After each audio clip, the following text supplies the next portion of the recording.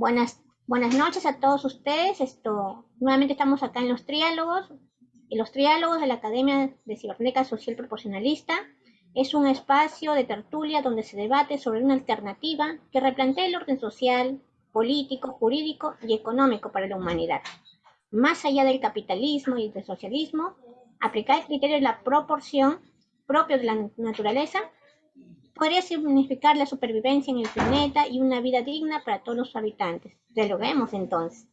Como siempre, hoy día nos acompaña Sigifredo Frida de Ospina de Colombia y José Salcido de México, y quien habla Manuela Claudet de Perú. Bueno, hoy día hablaremos puntualmente sobre la necesidad de rescatar nuestro cerebro. Un tema interesante, tal vez esto nos llena mucho de inquietud, ¿no? De cómo no entregarlo ciegamente y concentrarnos también en algún tipo de propuestas que podemos plantear de proporcionalismo en este tipo de rescate. Tal vez la pregunta sería de quién o de qué tenemos que rescatar nuestro cerebro, ¿no? Hay muchas dudas, podemos decir que estamos bien, pero tal vez no. Bueno, iniciamos el espacio de la tertulia, cedemos el espacio acá a Pepe y a Sigifredo para iniciar este tipo de diálogo. Gracias. Gracias, Manu, y bienvenida de nuevo a nuestros diálogos. Hoy es posible que haya tenido algún inconveniente nuestro amigo Sebastião Batista desde Brasilia. Esperamos que más tardecito se nos una. Pero por ahora podemos empezar a dialogar sobre este tema que me parece muy interesante, y es el hecho de rescatar la cabeza. ¿Qué significa eso de rescatar la cabeza? Pues la cabeza es muy importante porque contiene nada menos y nada más que al cerebro. Y el cerebro, pues, es el gran conductor, ¿no? El gran mecanismo de la naturaleza para la generación de la conciencia. No sabemos si en el planeta, si en el universo haya otros cerebros con nivel de conciencia como el nuestro. Suponemos que hay conciencia elevada, conciencia capaz de la autorreflexión, capaz del lenguaje en otras partes del universo. Pero por ahora no tenemos la constancia, no hemos podido comunicarnos con esas otras conciencias en el universo. Así que tenemos que pues asumir que por ahora estamos solos en el universo, y tenemos eso una gran responsabilidad, porque es la prevalencia de la razón y del pensamiento y de la creatividad y de la capacidad de acción que se desarrolla desde la conciencia como proceso vivo, como proceso que es capaz de adelantarse, que es capaz de retrasarse, de revisar, de hacer feedback, de mejorar, de cambiar, y no sometido a determinismos genéticos, ¿verdad? Esa es nuestra gran responsabilidad. Pero como lo decía Pepe muy bien en un triálogo anterior, la cuestión está en que esa posibilidad de sobrevivencia de la razón y de la creatividad humanas desaparezcan. Simplemente porque los datos nos dicen que estamos llegando a una situación límite en cuanto a lo que es la posibilidad de sobrevivencia en nuestro hábitat compartido, lo que llama el Papa Francisco nuestra casa común, el planeta Tierra. Estamos agotando el planeta, estamos invadiendo los demás ecosistemas, rompiendo los equilibrios naturales, acabando con las posibilidades de sostenibilidad, de mantenimiento de esos ecosistemas, y de alguna manera suicidándonos. El asunto está ahí, en que ya hay gente y autores como Lozoya, por ejemplo, que dice que somos una especie suicida. Es decir, que nuestro accionar es el de una especie suicida. La pregunta es, ¿por qué por qué estamos en esta encrucijada de suicidio colectivo. ¿Sí? Y ahí tenemos que ver pues, por nuestra manera de pensarnos en el mundo y nuestra manera de pensar el mundo. Lo pensamos y nos pensamos dentro del mundo con una avidez sin límites. A eso nos autorizó fundamentalmente el positivismo, la revolución industrial, la modernidad. Desde antes se nos había dicho, en la expresión judeocristiana, que éramos los amos del universo y que podíamos y que debíamos reinar sobre las demás criaturas. Es decir, hacer lo que nos diese la principesca gana, ¿no? Era una patente de corso, pues, para asaltar todos los espacios vitales. Esa postura nos ha costado mucho. Nos ha costado el agotamiento en el que estamos actualmente. Unimos a eso también la perspectiva de Hume, ¿no es cierto?, y de todos los positivistas, de la separación de las cosas, separarlas, mirarlas aisladamente. Al mirar aisladamente las cosas, encontramos que nuestro cerebro se encadena a una perspectiva simplista, diferenciadora, clasificadora, en la que se rompen las armonías globales, en el que se rompe la unidad de las cosas, en que se rompe la visión global sobre los hechos y sobre los fenómenos. Eso se lo debemos fundamentalmente a la modernidad.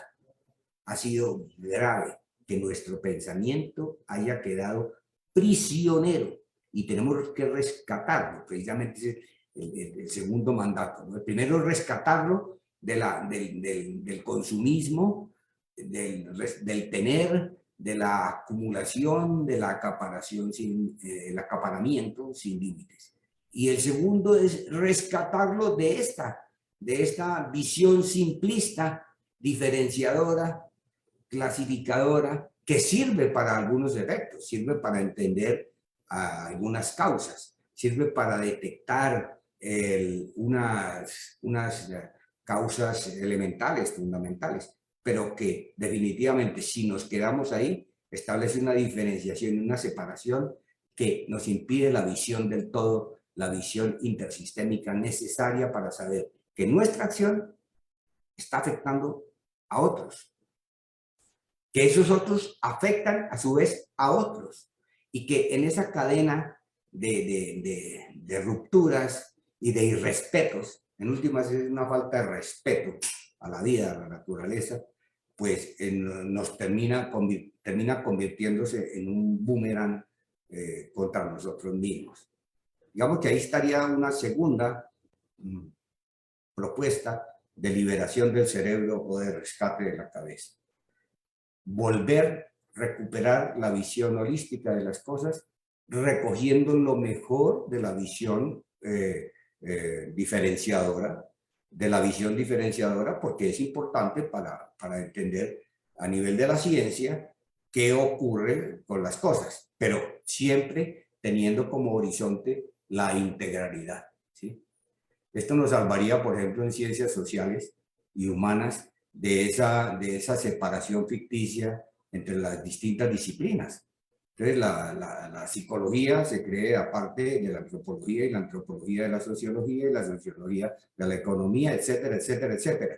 Y entonces se olvida de esa interdisciplina que es necesaria para poder entender lo humano de manera integral, incluso de entender lo humano desde lo biológico también, porque somos seres biológicos, y desde la física y la química, porque somos seres químicos y somos seres energéticos, seres de energía. Entonces, ahí está toda la trama que se ha roto. En cibernética social proporcionalista hemos planteado que somos energía en primer lugar y que esa energía tiene una composición en donde quiera que esté mínimamente triádica. Es decir, los quarks de Murray-Gell-Mann andan en tríadas, ¿sí? 2 y 1, 2 y 1, ¿sí? Up y down. Son up y down, pero siempre van, nunca los quarks van solos. Van en parejas y va un tercero jugando, ¿verdad? Entonces, ahí está todo el entramado vinculante de la energía para todas las expresiones de la complejidad de la vida que hemos roto, lo hemos roto. ¿Sí? Sí, Fredo, tal vez podrías hacer un pequeño ejemplo de cómo este tipo de relación de los TRI, la relación TRI de nuestro cerebro funciona con un caso bien concreto, por ejemplo, un niño, un adulto, ¿cómo funciona ahí? Para el caso de la expresión de la energía triádica en el cerebro, ¿quieres decir tú? ¿Cómo se expresa esa energía? Bueno, pues es que el Claro, ¿cómo se cerebro relaciona ese tipo de TRI en el cerebro, esa se relación TRI en el configura, cerebro, ¿no? En un se ejemplo configura concreto. la configuración triádica.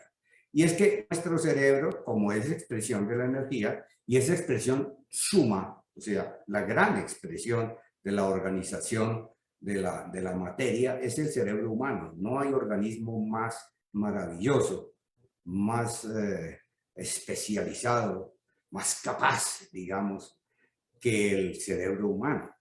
Y ese cerebro pues tiene la posibilidad de dar cuenta de las cosas. Esa es una primera expresión de lo triádico. Da cuenta de las cosas, o sea, clasifica, relaciona, vincula, procesa y crea realidades o da cuenta de realidades, ¿sí? Con el lenguaje y con toda la conceptualización que puede tener sobre la vida. Da cuenta de esos hechos. La segunda expresión es que el cerebro tiene la posibilidad de imaginar, o sea, suponer qué puede pasar, qué puede ocurrir. Entonces, nuestro cerebro crea futuro. El cerebro mamífero en general, ¿no? O sea, una vaca sabe que si se va contra el poste de la cerca, se golpea, entonces se evita. ¿Ves? O sea, el cerebro mamífero y más nuestro cerebro tiene la capacidad de imaginar qué puede pasar.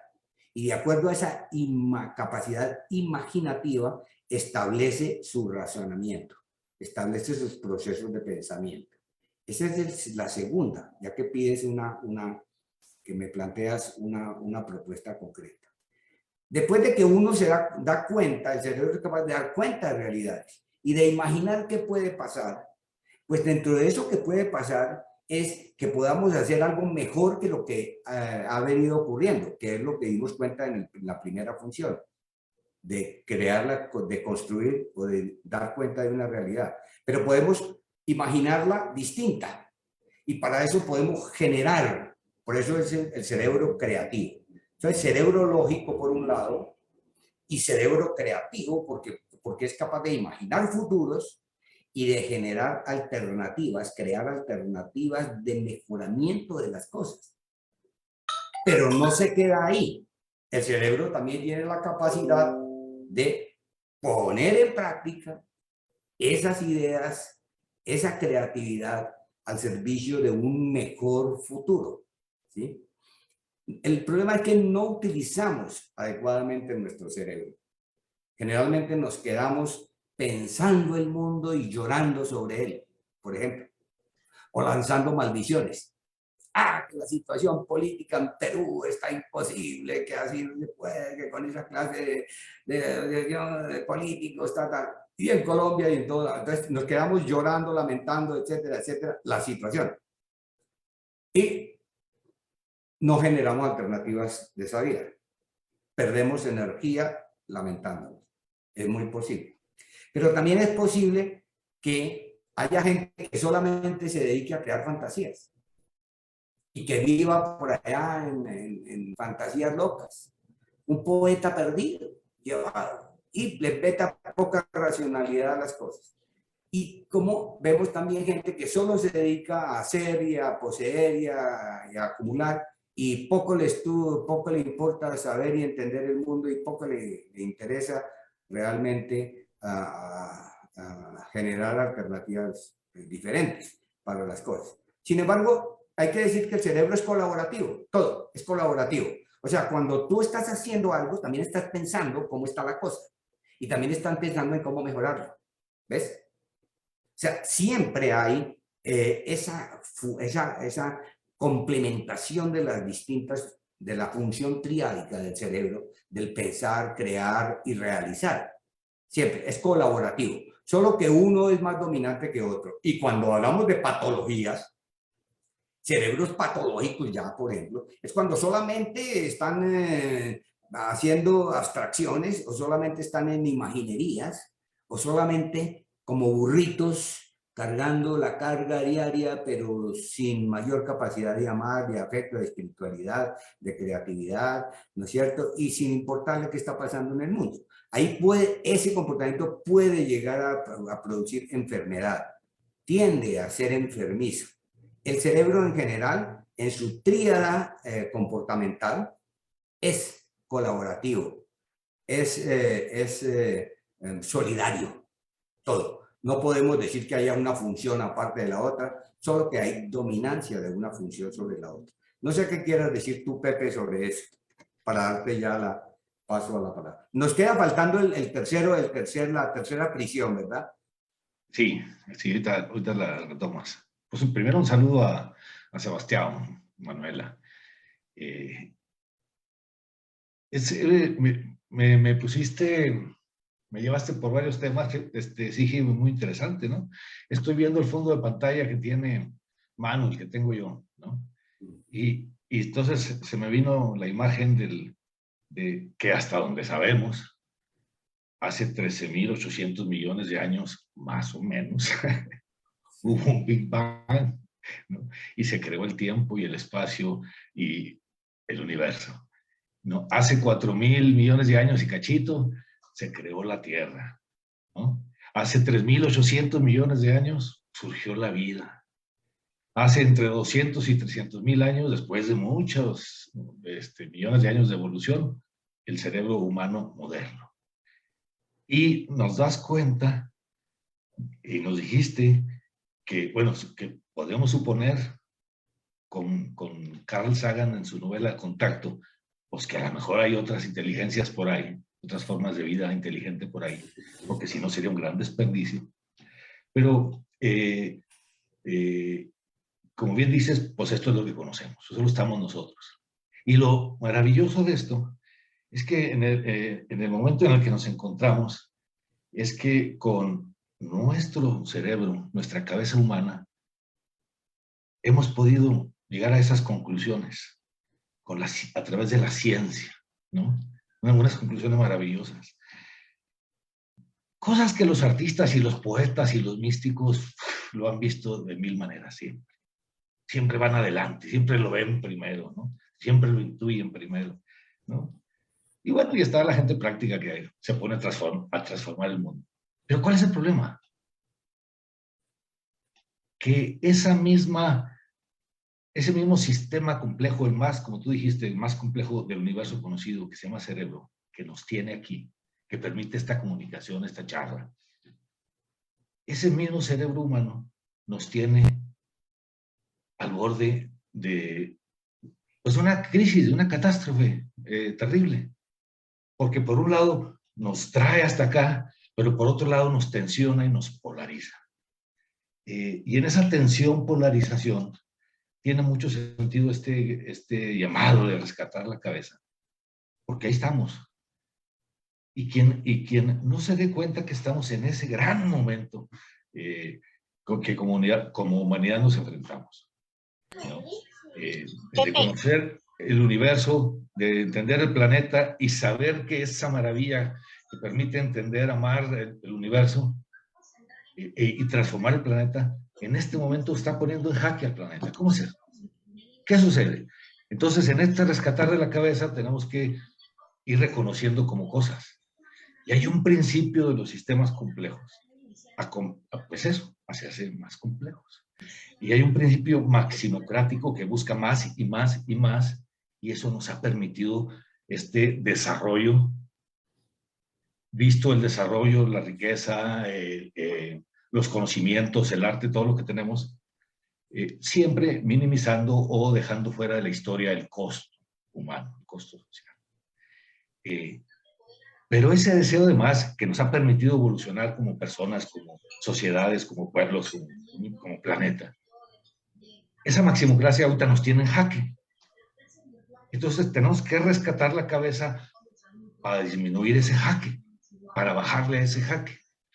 Y entonces la primera cosa es saber dónde estamos, ubicarnos dónde estamos. Y nos ubicamos desde la ecología, no voy a insistir en el tema, ya lo sabemos todo, el problema de la fractura climática que estamos enfrentando, y siguiendo con la imagen, es una fractura climática expuesta, ¿no? Y que no se ve claro cómo vaya a reducirse, ¿no? En términos médicos, ¿no? Entonces, rescatar la cabeza, ¿para qué? Para ubicarnos ahí. Esta maravilla de sistema complejo de personas, de cabezas, de cerebros que somos, como individuos, como comunidades, como sociedades, la hemos puesto en jaque por esa maximocracia. Tenemos que regular esa maximocracia. Y esa maximocracia, sí, Manu, pues es la del 1%. Todos tenemos esa tendencia a maximocracia, todos los sistemas. Pero la del 1%... Una consulta, Pepe. Mira, Sigifredo, y bueno, también va para sí, ¿no? Queda claro que el cerebro tiene una visión tri, ¿no? Y está por resumir de alguna manera en revisar, crear y realizar. Pero al mismo tiempo también estamos diciendo que si el cerebro no está armonizado en su forma de organizar de manera proporcional su pensamiento, su forma de actuar, sus emociones, por tanto genera un desastre, ¿no?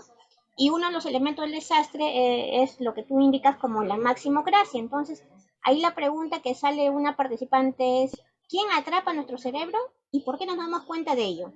Y en ese sentido, ¿dónde está la maximocracia y quién nos la instala sin darnos cuenta?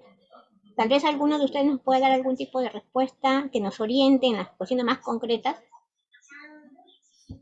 No hay nada más concreto que una buena perspectiva general. Sin una perspectiva general nos perdemos en los detalles. Todos somos maximocráticos y eso nos ayuda a crecer. Si no hubiera maximocracia, si no hubiera ese impulso por más, no evolucionábamos. Pero ya lo llevamos al límite, nos pasamos. Y ahorita retomamos la idea del límite. Y quienes más se han pasado son los del 1%. Ejemplo, las farmacéuticas ahora con el COVID, ¿no? En vez de una respuesta humana, solidaria, donde todo el mundo pudiera reproducir las vacunas para salvar esta humanidad,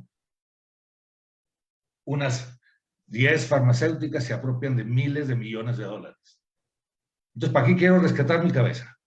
Para regular a esas desgraciadas farmacéuticas, ¿no? Y vean las utilidades de los bancos, cómo están. Las utilidades de los señores de la guerra, las empresas de armas, de los petroleros.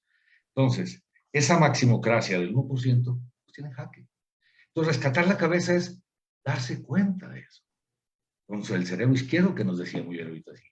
Hay que darnos cuenta. Si rescatamos la cabeza y nos damos cuenta, a lo mejor generamos alternativas de solución, respuestas para revertir, para generar un tipping point, un punto de inflexión en esta tendencia que nos lleva, que podemos graficar, ver, entender, pues porque tenemos esta cosa maravillosa que se llama cerebro, ¿no? ¿Cómo ves, Iggy? Sí, lo primero es rescatar la capacidad de lucha, en lo que estás planteando. Es capacidad de lucha porque realmente el tiempo se nos agota. La cuestión es urgente, la modificación es inminente, tiene que ser así. Tenemos que poner en su puesto a los trogloditas que tienen que responder, y habría que hacer una especie como creo que tú lo planteabas, un Nuremberg de la situación actual, un juicio de Nuremberg a los máximos depredadores y acumuladores de este planeta. Pero no son solo ellos, somos todos. Es decir, la vida tiene que asentarse, un nuevo rumbo o una nueva era, tiene que asentarse en el hecho de que la vida no es poseer, o sea, que no estamos vivos para acaparar. Eso tenemos que pensarlo todos, ¿sí? Pero claro, el mandato, sobre todo en Occidente y en general en el planeta, es que hay que tener, que hay que parar, que la valía depende de cuánto tengamos, de qué podamos exhibir como propiedad, ¿no? Eso hay que cambiarlo. Y tiene que venir un principio de sobriedad, ¿sí? Hay que cambiar ese principio de igualdad. No somos iguales, ojo a eso. La igualdad no existe. Existe la igualdad en cuanto al respeto y al reconocimiento y a la dignidad como seres humanos o como seres vivos en general. El respeto a las distintas expresiones de la vida. Ahí en eso debe haber igualdad. Pero la naturaleza no es igual en sus expresiones. De hecho, la igualdad, los ejercicios sociológicos de igualdad, como las repúblicas soviéticas, por ejemplo, fracasaron, porque no se puede emparejar a todo el mundo. Mao fracasó en esa propuesta de poner a todos los chinos a comer lo mismo, a ponerse lo mismo y a decir lo mismo. Eso es eliminar la creatividad de una sociedad. O sea, y además no existía igualdad, porque el Politburo, ¿no? y la dirigencia china, bien que tenían unas condiciones de vida mucho mejores que que las del pueblo. Entonces, no nos digamos mentiras. La igualdad ha sido utilizada como estrategia de engaño para mantener una pseudodemocracia que nunca ha existido. La democracia como concepto de participación debe existir, debe permanecer, pero basada en la distribución áurea, de que hay unos más cerca, otros más lejos, pero nadie por fuera de las fuentes de sobrevivencia, de las condiciones de una vida digna y de una vida justa, ¿cierto? De una vida noble. Nadie debe quedar por fuera. Eso son conceptos, por ejemplo, que hay que cambiar. Pero yo pienso que esto lo podemos visualizar en unos futuros triálogos, ya digamos, aspecto por aspecto, ¿vale? A mí lo que me interesa de la pregunta, de la inquietud de nuestra, la persona que hizo la pregunta en el Facebook, es el hecho de que ¿quién nos manda esto? Pues mira que eso es lo que reina en la cultura. Esa es la cultura que se ha creado y la cultura tiene sus mecanismos de reproducción. El primer mecanismo de reproducción que lleva al extremo esa tendencia maximocrática de que hablabas, Pepe, es la familia. O sea, la familia está encargada de la socialización primaria. Y en la socialización primaria se le está diciendo al niño que, ¿qué pasa? Que mire a ver, que por qué llegó vacío, que a ver, que a traer. Muchas madres se hacen la de la vista ciega, ¿no es cierto? Ante cosas que los hijos traen a la casa, siempre y cuando traigan no hay problema. Pero de dónde la traen o cómo lo lograron, eso no lo cuestionan, ¿sí? Entonces, si llegó con una bicicleta que se ha robado el muchacho, lo importante es que traiga bicicleta a la casa, que traiga algo, alguna ganancia. No, esto no puede ser, ni en lo pequeño ni en lo grande. Nada. Tiene que haber una actitud de respeto, tiene que haber una actitud, digamos, de tolerancia frente a los demás, de comprensión de los procesos de los demás, etcétera, y nunca hacer ese tipo de asaltos. Aquí la justicia entraría a decir cosas, ¿no? Sobre qué tan pobre es la persona y si tiene más o menos derecho a quitar o no sé. Aquí esto es un terreno muy delicado. Pero lo que sí quiero decir es que las madres se encargan de hacer el relleno del cerebrito de los hijos. El padre, los cuidadores, después en la escuela. Entonces se forma a la gente para tener, para poseer. Se le dice que no es nadie si no tiene nada, se le discrimina. Entonces es la cultura, mi querida Manuela. Es la cultura. Y la cultura que se reproduce a través de estos instrumentos de socialización como la familia, la escuela y claro, por supuesto, el grupo de amigos y el barrio y la televisión y los medios de comunicación en términos generales. Ellos son responsables de esas ideologías, ¿no es cierto? Del tener no importa cómo, del tener no importa hasta cuándo o cuánto, en qué proporción o en qué cantidad, ¿no es cierto? Ahí están esos mecanismos jugando, ¿sí? Pero en ese caso la familia está instalada en función a ciertos elementos culturales, pero de algún lado viene ese elemento cultural, ¿no?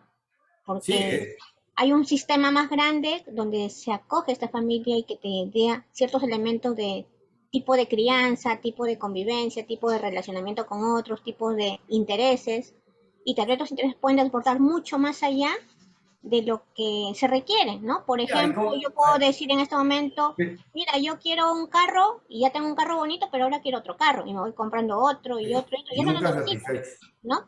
Listo. Sí, lo que pasa es que ahí hay una dificultad de generalización.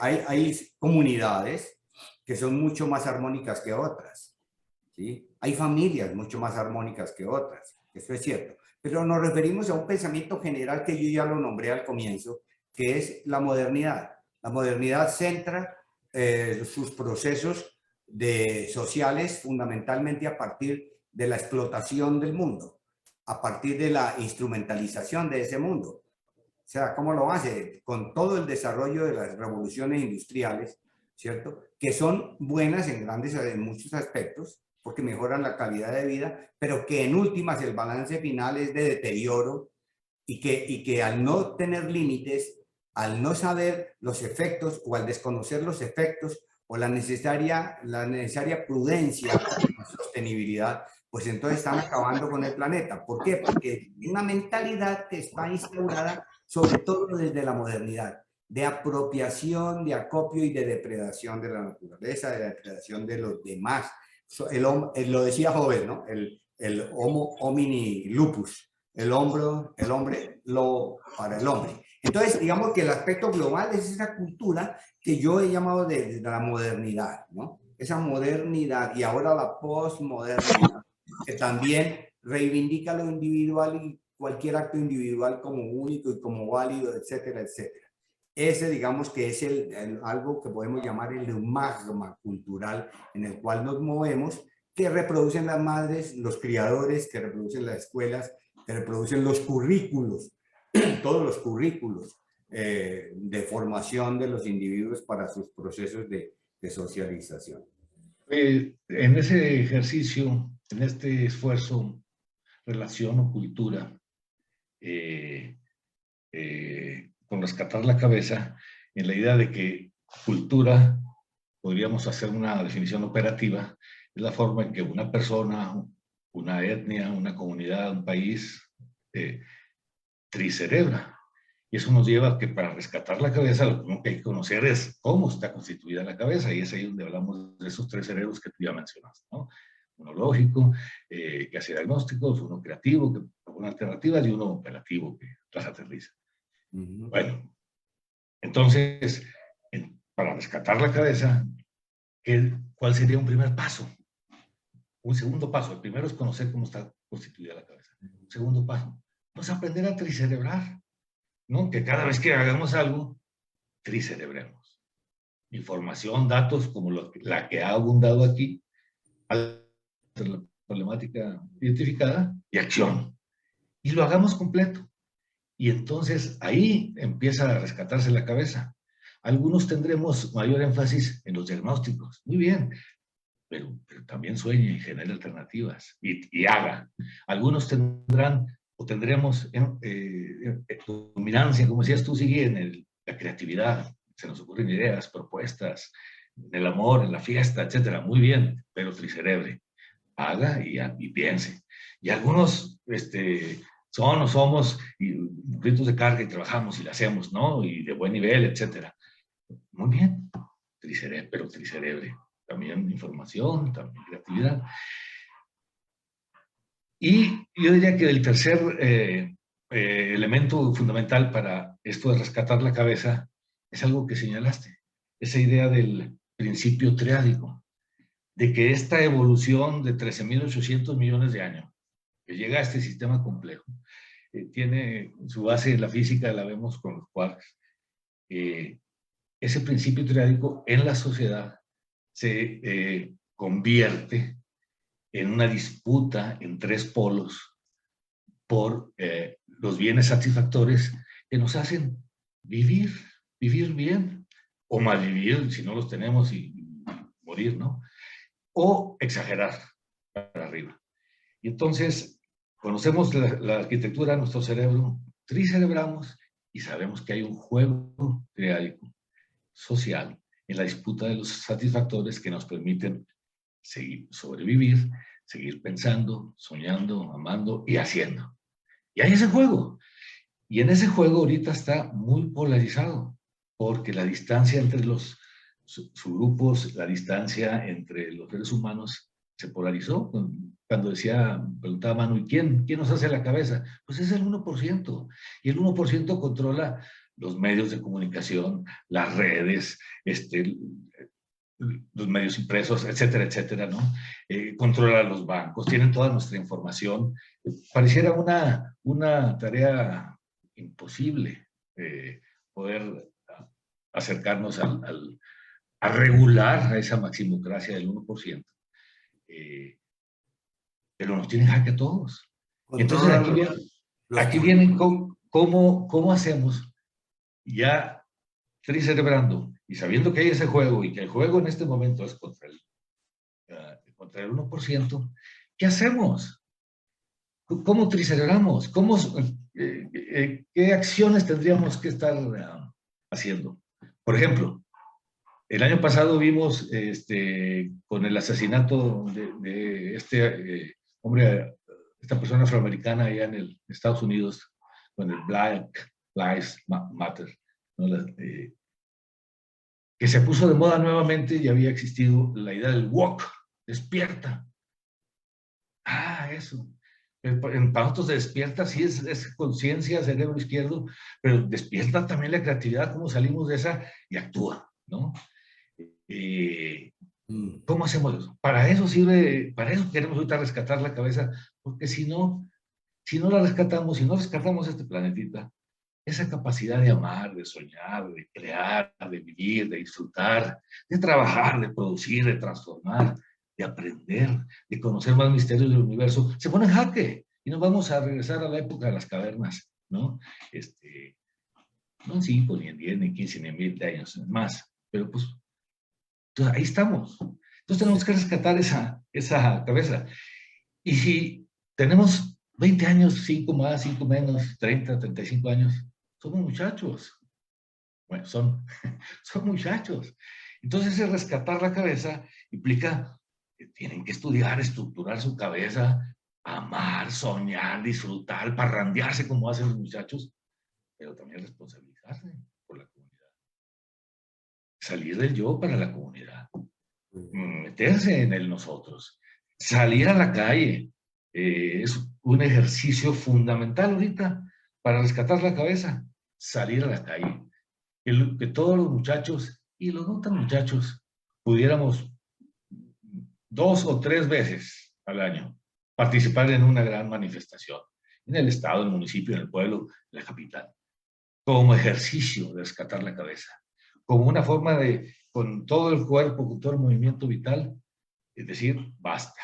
Con esa cabeza que tengo, basta. No puede seguir esta polarización porque nos lleva al desastre y hay que regularlos. ¿No? Sí, hablaríamos después de acciones concretas, ¿no? Pero bueno, yo digo que recapitulando, la primera exigencia de la liberación de las prisiones mentales es la de salir de la unidimensionalidad que nombramos. ¿Cómo se sale de la unidimensionalidad? Pues mirando mínimamente 3 elementos en todo, mínimamente 3. ¿Cómo participan en la casa mamá, papá e hijos? 3, y están ahí en juego, haciendo alianzas, ¿no es cierto? En la política, pues están los de un extremo, los del otro, los de la mitad, los de la vida, los contra la vida y los que andan como si la vida no se fuera a acabar nunca y no estuviera amenazada. Entonces siempre hay tres jugadores y visualizar desde tres nos cura del fanatismo. Porque cuando uno mira una sola perspectiva, pues no tiene más que creer en esa perspectiva y se vuelve fanático.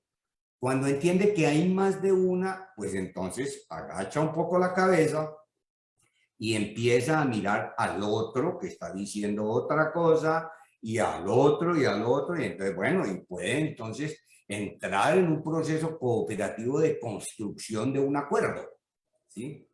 Esa construcción de acuerdos se da saliendo, rescatando la cabeza de la visión única sobre las cosas.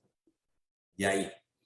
El otro rescate es el rescate de ¿cómo se llama? Glotonería, ¿no? Lo que hemos llamado aquí es la depredación sin límites, que es nunca estoy satisfecho. Ahí lo decía Manuela, ya tiene un carro lo más de lindo y ahora quiere comprarse la otra marca porque es que la vecina compró otro carro y le está diciendo que su pobre carro quedó desactualizado.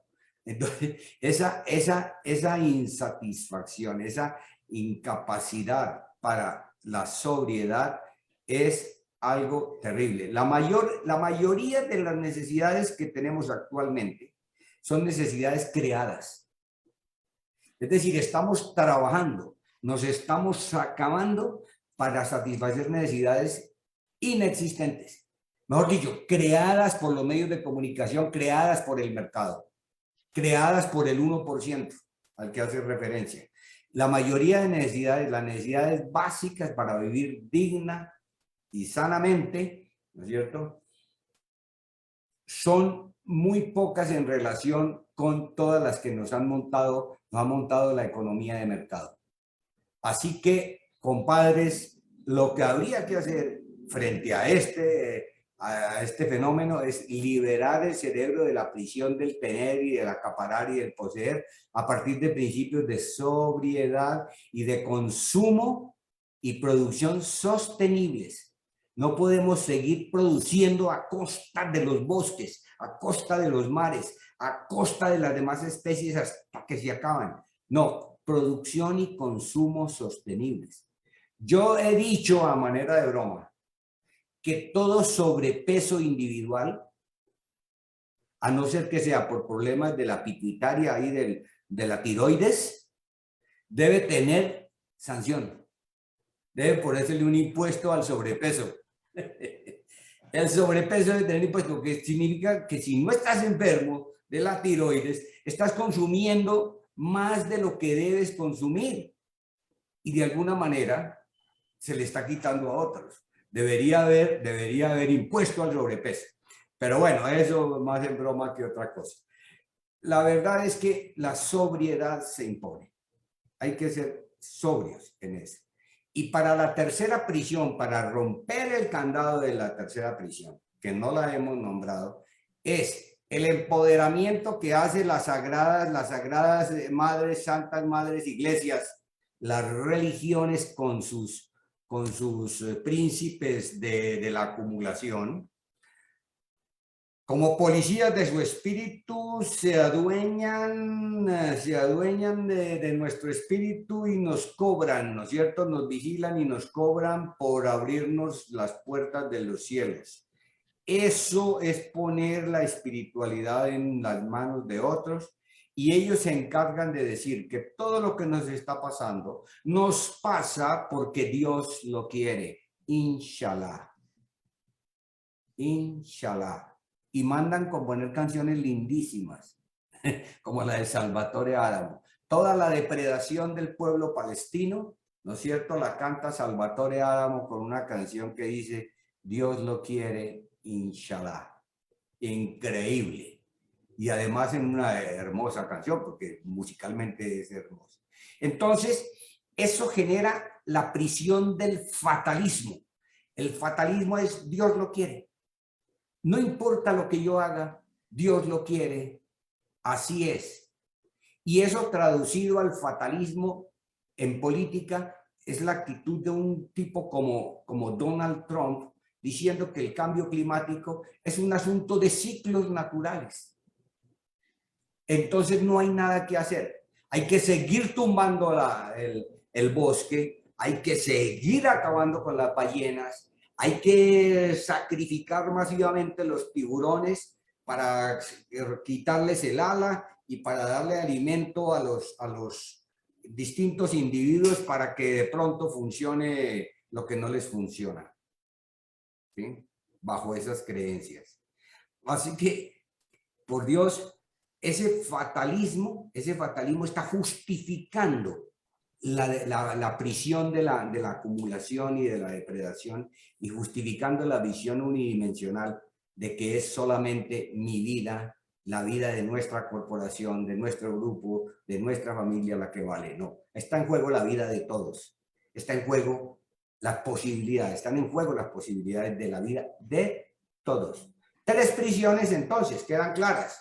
Liberarse a partir de una visión triádica de la unidimensionalidad, liberarse del tener y de la acumulación a partir de una producción sostenible que se pueda mantener y que respete además las otras expresiones de vida, y liberación a través de una espiritualidad dirigida por uno mismo contra el manejo y la manipulación del cerebro desde las religiones con el principio de la fatalidad, del Dios lo quiere, de así es el destino, ¿verdad? Yo sí quisiera saber si hay alguna preguntita por ahí, Manuela, para que nos ayude a continuar o podemos pensar en cerrar nuestra charla de hoy, ¿no crees, Pepe? Si hay alguna inquietud de alguno de nuestros escuchas ahí. Más bien lo que yo creo que podemos ir dando algunos ejemplos, ¿no? Tú hablas de 3 prisiones, ¿no? Una es el dejar de lado esta mirada única, unidimensional, y verla desde las 3 dimensiones, el dejar de ser consumista, ¿no? Ir a sobriedad, y lo vinculado a no mirar la vida como algo fatal, ¿no? Algo ya establecido y que no se puede revertir. Entonces, sobre estos 3 elementos, yo me imagino una situación concreta donde estoy en una zona rural, siendo maestra, ¿no? Pero yo soy de la ciudad, ¿no? ¿Yo soy qué? Yo soy de la ciudad y voy a trabajar en una zona rural como una maestra, ¿no? Ya. En esta ciudad yo vengo con una cultura propia del occidente, donde la dinámica es mucho más individualista y no comunitaria como en la zona rural. Entonces pienso que solamente mi mirada del mundo va a ser en función a lo que yo digo, que la ciencia, la medicina es lo único que cura, pero no voy a tomar en cuenta otro tipo de prácticas culturales de la medicina, como por ejemplo el tomar la manzanilla, ¿no? Para el dolor del estómago, ¿no? El O Japón contra la diabetes. Correcto. Entonces, porque no estoy haciendo ese tipo de doble mirada o triple mirada de una realidad, me quedo solamente concentrada en una sola mirada que es la mía, ¿no? Sí. Y esa mirada no me permite lograr luego este tipo de intercambio entre 2 elementos culturales o dos aspectos o 2 esencias culturales, ¿no? Pero también hay otro tipo de mirada donde yo me dejo influenciar y ya salgo de la zona rural por un mensaje que sale en la televisión y que puede ser un fake news, ¿no? Y digo, bueno, ese es el mensaje, pero no, porque pueden haber otro tipo de mensajes más que no son los adecuados. Yo tengo que seguir informándome desde varios lados para ver cuál es el más correcto, ¿no? Sí, Entonces, perdóname. Es siempre mirar mínimo 3. O sea, en lo claro. de salud está la salud que tú traes como urbanita, pero también hay la salud tradicional, la salud basada en las hierbas, en las plantas, que es ancestral, y también hay otras expresiones, ¿no es cierto? Como como la homeopatía, en fin, siempre mirar 3. En noticias también, en la información, mínimo 3 para curarnos del fanatismo, de la visión única, de la visión única. En el caso de retirar el cerebro, desuncirlo de las faldas de los curas y de los pastores, el asunto está en que retirar esa visión de la fatalidad que ellos trasladan a los cerebros de sus fieles, está en lo que Pepe ahora estaba diciendo. Nosotros somos responsables y tenemos que tricerebrar. Entonces, eso fue lo que él planteó. ¿Cómo rescatamos la cabeza de esa falsa espiritualidad? Tricerebrando, asumiendo personalmente la visión sobre las cosas, la posibilidad de cambio y el cambio de las cosas. Entonces, es poner a funcionar el cerebro, es tricerebrar, y nos dice, tenemos que ser responsables individual y colectivamente. ¿Sí? Porque no son los dioses los que nos tienen en esta, porque es nuestro cerebro y sus desviaciones los que han producido esta historia catastrófica de los tiempos finales. Es un tiempo final. No queremos ser apocalípticos en eso, ¿no? De hecho, vamos a impregnar desde estos triálogos y desde otras acciones de la Academia de Cibernética Social Proporcionalista de optimismo a nuestra gente, a todos nuestros copartidarios en el planeta, de un optimismo sin recelos sobre el hecho de que podemos cambiar esto, de que podemos liberar nuestro cerebro, de que podemos modificar nuestra manera de comportarnos en el mundo, que ya basta, que ya no hay más, no más depredación, no más. Vamos a vivir una vida solidaria y digna de respeto con los demás. Vamos a vivir una mirada amplia que implique, que contemple lo diverso, que contemple lo diferente, que implica mínimo 3. Y sabemos que en la vida hay mucho más de 3 en cualquier fenómeno, ¿no es cierto? Sobre todos los asuntos. No hay el macho macho y la hembra hembra. No, hay seres desde el origen, y hay trans, y hay LGTBQ y más y más y más, todos, ¿sí? Hay diferencias por todo lado. Entonces, aprender a ver lo diferente es empezar a construir una nueva manera de ver el mundo, ¿sí? Es eso. Bueno, en todo caso, yo pienso que sí podemos. Pepe, ¿cerramos?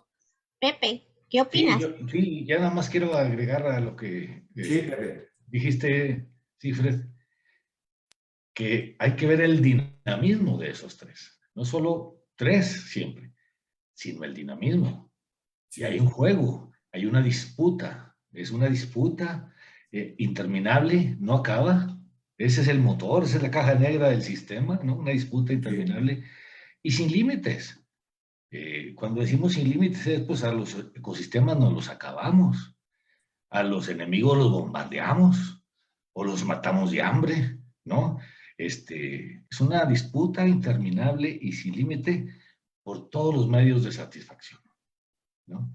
Entonces, hay que ver ese mínimo 3 en su dinamismo de esa disputa, y que esa disputa en este momento, por estar tan polarizado, en el 1 contra el 99%, esa es una síntesis maravillosa de los que la hicieron en su momento, es la que nos tiene al borde de que toda esta posibilidad de charlar, de soñar, de disfrutar la vida, entre en jaque, se acabe, se complique mucho, ¿no? Sí. Entonces, diría yo, esta sobriedad, la que nos llama Sigifredo, hace algunos siglos podía corresponder a la justa medianía, ¿no? A la justa medianía, que es la idea de la proporción. Es la idea de la proporción que estamos proponiendo, y que nos toca hacer ese movimiento. En efecto, no hemos perdido, no hemos perdido. Es posible hacer esta inflexión, es posible hacer este tipping point para empezar a caminar hacia otro lado. Tenemos la cabeza, tenemos que articularla grupalmente, colectivamente, socialmente, globalmente, pero tenemos la cabeza, tenemos los recursos. Y rescatar la cabeza sería también eso. No nos rendimos, no nos rendimos, este juego no se ha acabado. Si algunos de ustedes tuvieron chance, algunos de nuestros oyentes, de ver el Super Bowl, los últimos partidos de las semifinales y la final, en los últimos minutos se definió la cosa. Así estamos. Estamos en los últimos minutos, ¿no? Llamarlo de alguna manera, pero se puede resolver para un lado y para otro. Y eso requiere nuestra intervención por los 3 cerebros. Sí. Disfrutando, no dejándonos matar. ¿Cómo la medianía. ¿Cómo es la medianía? Ajá, sin mártires. Eso, no, hay que meterle. Hay otra expresión como los extremos son viciosos. Eh, Hay otras, por ejemplo, la de métale sentido común. Meterle sentido común es una lógica elemental de que si nos sobreactuamos, pues pagamos las consecuencias, ¿verdad? Hay otra que es en latín, la de modus in rebus.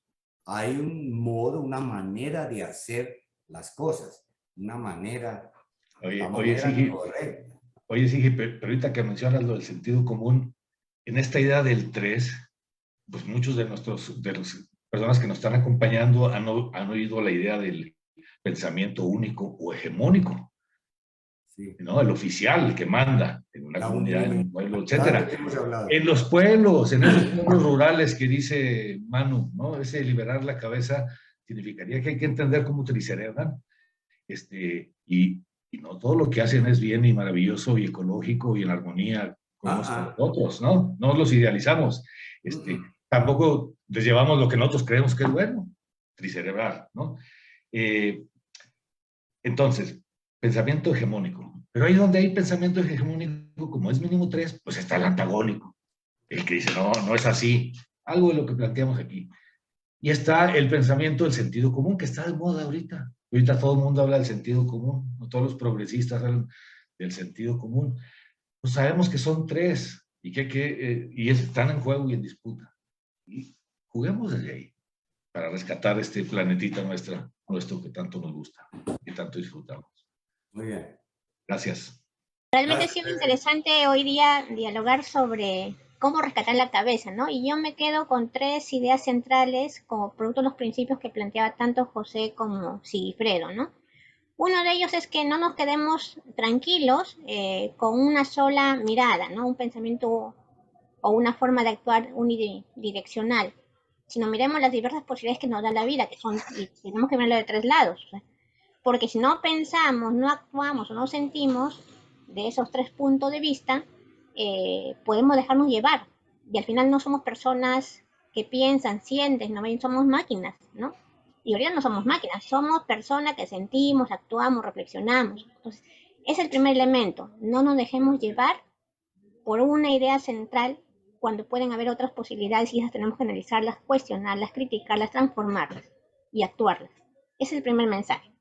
El segundo es que tampoco pensemos que la vida es así o el destino es así y no va a haber solución, ¿no? Siempre está en nuestras manos darle solución a la vida. Siempre está en la mano de nosotros y de los otros reconvertir lo que tenemos. Y en nuestro cerebro. Y en nuestro cerebro está concretamente establecido, ¿no?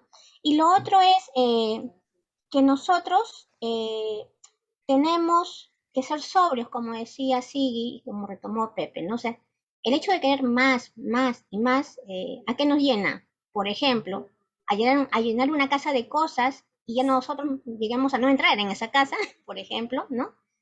¿A qué más nos lleva el más, más, más? A llenarnos de mucha economía, mucho dinero y tal vez morir y no llevarnos la economía a otro lado, ¿no? O a tener al otro extremo personas que no tienen nada, ¿no? Entonces viene la tensión de estos grupos porque unos te piden que no tienen las posibilidades laborales, no tienen las posibilidades de desarrollo, no tienen lo mínimo de alimentación, de salud, de educación, y otros tienen todo, ¿no? Y ese tipo de desequilibrio tiene que ver más con esa mirada individualista que tenemos y no una mirada pensada en sociedad, ¿no? Una sociedad que equilibra y que se conecta con la naturaleza. Entonces, ese tipo de desigualdades extremas hacen daño porque nunca vas a poder soportar un desarrollo más claro de el mundo, de las personas, de la sociedad, de la naturaleza, y al final le hacemos daño y bueno, como decía sí, en algún momento nuestras decisiones harán que el mundo sea un poco catastrófico, muy catastrófico, ¿no? Entonces, esos elementos creo que hay que tomarlos claramente definidos, hay que practicar en cómo pensar las cosas, en cómo actuar frente a las cosas y cómo crear esas cosas, ¿no? No hay que asustarnos, hay que seguir avanzando. Bueno, los invitamos para el siguiente triálogo, pronto en las redes de proporcionalismo estarán presentes. Nos interesa mucho que también ustedes puedan participar en este espacio, haciendo sus preguntas en estas redes, porque sus preguntas importan mucho, porque nos ayudan también a ir decantando algunos temas que podemos ir dándole soporte y discutiendo y dialogando entre todos nosotros para ustedes. ¿No? No es un triálogo de tres, sino es un triálogo para quien nos escucha, quien nos mira y quien piensa que hay cosas que se pueden desarrollar porque está en cada uno de nosotros. Hasta luego. Muchas gracias.